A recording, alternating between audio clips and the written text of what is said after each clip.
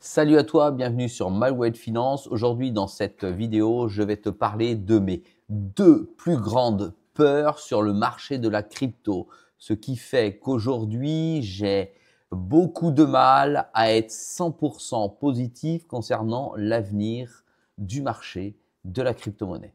C'est parti.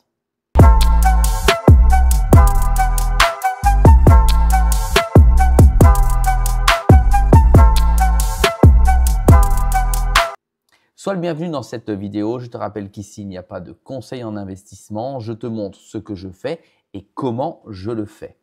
Dans cette vidéo, pas habituelle, je vais te parler des deux plus grandes peurs que j'ai sur le marché de la crypto aujourd'hui qui font que je ne me lâche pas totalement, même si j'ai une stratégie de sécurité. Non, je ne vais pas te parler de Binance qui me fait peur parce qu'il pourrait s'écrouler comme l'exchange FTX.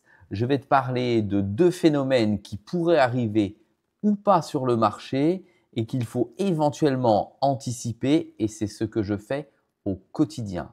Ma plus grande peur, c'est Tether. Tether, tu sais que c'est un stablecoin, c'est l'USDT. Et l'USDT, il y a énormément de bruit qui court aujourd'hui sur les fondamentaux, à savoir est-ce qu'il existe réellement de l'autre côté, donc backer la valeur de l'USDT en bons du trésor américain ou en dollars. C'est une chose qui m'interpelle fortement. Si tu as l'expérience dans la crypto, tu sais qu'effectivement, tout est possible. Il y a eu tellement de casse-gueule, tellement de hacks, tellement de mensonges, tellement de scams qu'il est possible que effectivement l'entreprise Tether, bien qu'elle gagne aujourd'hui beaucoup d'argent puisqu'elle est extrêmement rentable, que la totalité de ces USDT ne soit pas backée en valeur dollar réellement. Personne n'est à même d'aller vérifier tout ça. Même pas à ce jour le gouvernement américain. Bien qu'aujourd'hui la SEC commence à regarder pour mieux contrôler la valeur du dollar au travers de la blockchain, Tether me fait énormément peur à ce sujet. Pour me protéger de cette situation qui n'est peut-être que psychologique à mon niveau, j'utilise uniquement l'USDC comme stablecoin en dollars en comparaison à l'USDT. Alors, j'ai bien du DAI également. Néanmoins, ni l'un ni l'autre, l'USDC et le DAI, ne me protègent également à 100%. Mais néanmoins, l'USDC venant de la société Circle adossée à Coinbase, ça me rassure beaucoup plus en sachant que Coinbase est clean vis-à-vis de la SEC, et en plus, ils sont introduits. Donc, ce que je fais quand je vends de la crypto-monnaie et que je la transforme en stablecoin, je la transforme systématiquement en USDC et non pas en USDT. Pourquoi je suis sceptique? Regarde bien ce graphe. C'est très simple. Le graphe donc du Tether qui est équivalent au dollar. Donc là, on est en euros. Je vais aller te mettre tout de suite en dollars le compte. Voilà. Tu peux remarquer qu'il est à 0,99 centimes, soit 1 dollar. Maintenant, regarde bien le graphe à 24 heures. Il a complètement chuté. Il a complètement décroché avec 2 centimes d'écart. C'est énorme. Et quand tu mets ça à 7 jours, tu te rends compte que c'est très régulièrement qu'il décroche.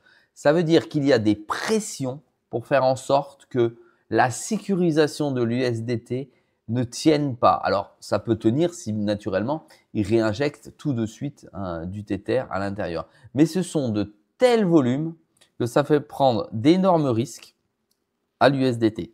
Ça veut dire que si ça n'est pas 100% backé, il risque d'avoir de gros problèmes. Et ça me rappelle une vieille histoire avec un stablecoin.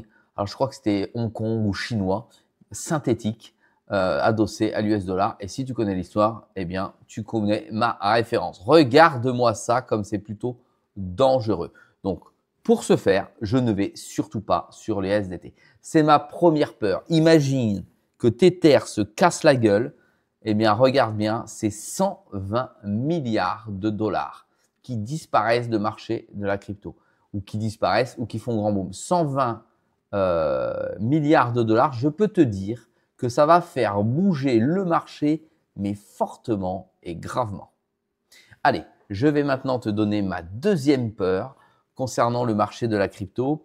Celle-ci est différente, mais elle a tout aussi autant d'importance, voire beaucoup plus. Il s'agit de MicroStrategy. Alors, si tu sais ce qu'est MicroStrategy, pour te la faire courte, c'est une société spécialisée dans le développement de logiciels qui investit, au travers de Michael Taylor, qui est le PDG, énormément sur le BTC, mais qui investit, je dis fortement. Tu as des articles partout, comme tu peux le voir ici, sur Cointribune, sur Coindex, sur Bitcoin News, etc., etc., qui investit énormément à l'intérieur pour faire bénéficier ses clients de la valeur de la montée du BTC. Alors, c'est très intelligent, effectivement, au regard des prévisions qu'il y a sur le BTC. Néanmoins, cela ne reste que des prévisions. Et si MicroStrategy, avec le gros montant des BTC qu'ils ont en bague, souhaite les vendre, ils pourraient faire vaciller le marché ou faire bouger celui-ci vers le bas. Il n'est pas dit qu'ils vont les vendre naturellement. En tout cas, il est dit qu'ils font rentrer des investisseurs au travers de leurs produits financiers pour gagner et toujours plus gagner sur le BTC. Et ça fait prendre un très gros risque au marché de la crypto qu'est le BTC. Non pas au processus technologique du BTC, il ne fera rien, mais en tout cas sur la valeur du cours, il peut y avoir des problèmes puisque aujourd'hui, MicroStrategy a plutôt tendance finalement à s'endetter, puisque c'est une société américaine, à s'endetter pour acheter du BTC. Et quand je te dis s'endetter, eh bien c'est s'endetter de plus de 42 milliards de souhaits d'emprunt à ce jour, en plus des BTC qu'ils ont. Donc pour faire très clair, aujourd'hui, MicroStrategy détient 252 220 Bitcoin. Ils souhaitent souscrire à un emprunt de 42 milliards pour monter à 581 000 BTC, ce qui est énorme et ce qui va effectivement donner un avantage certain à l'entreprise, mais surtout un risque certain puisque cela reste un emprunt et que si le BTC se voit descendre par le marché au travers de petits malins comme des baleines, il se peut que la société se casse la gueule et perde la totalité de ses BTC. Ça n'est qu'une vision européenne, une vision d'un petit Français comme moi. Néanmoins, cette société peut être donnée comme une société de génie avec une stratégie de génie au travers de son PDG, mais néanmoins, elle peut aussi être décriée pour le risque qu'elle fait prendre à l'ensemble de l'écosystème. Je viens de te livrer ma deuxième peur. Ça peut être génial, pareil que l'USDT, comme ça peut être ma plus grande crainte sur le marché. Voilà, tu as donc mes deux craintes. Je te dis simplement que moi, aujourd'hui, dans ma stratégie, je fais attention à un maximum de choses pour sécuriser mes investissements, mais qu'à ce niveau-là, je ne suis que poussière et je ne peux rien faire. Voilà, si ce type de vidéo te plaît, je te dis merci de m'encourager avec un petit pouce bleu. Si tu veux plus d'informations, n'oublie pas de me mettre un commentaire et n'oublie pas de t'abonner. Je te dis à très vite dans une prochaine vidéo.